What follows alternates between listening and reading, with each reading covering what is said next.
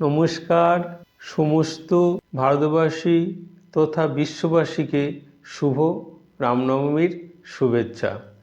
চৈত্র মাসের শুক্লপক্ষের এই নবমী তিথিকে কেন রামনবমী তিথি বলা হয়, আমার মনে হয় সেটা নতুন করে আর কাউকে বলার প্রয়োজন নেই। কারণ ভারতবর্ষ তথা বিশ্বের এমন কোনো মানুষ নেই যে বা যারা রামকে জানে না বা চেনে না।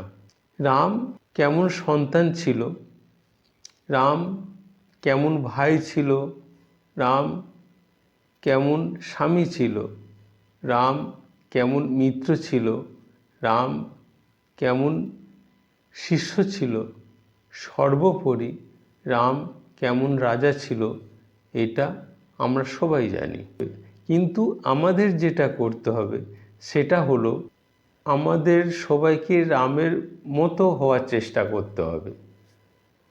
আর যখন আমরা সবাই রামের মতো হওয়ার চেষ্টা করব বা রামের মতো অন্তত কিছুটা হব, তখনই আমাদের এই দেশটা রাম রাজ্যে পরিণত হবে। আর যখনই আমাদের এই দেশটা রাম রাজ্যে পরিণত হবে, তখনই আমরা সবাই সুখে শান্তিতে থাকতে পারব। আর এই সংকল্পটা আমাদের রামের জন্মদিনেই নিতে হবে। আমি তো অবশ্যই কাল ঘুম থেকে উঠে সংকল্পটা নিচ্ছি।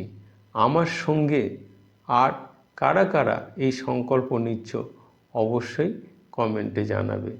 আর যারা সংকল্প নিতে পারছো না, ভাবছো পরে নেব, তারা অবশ্যই কমেন্টে জয় শ্রীরাম লিখবে।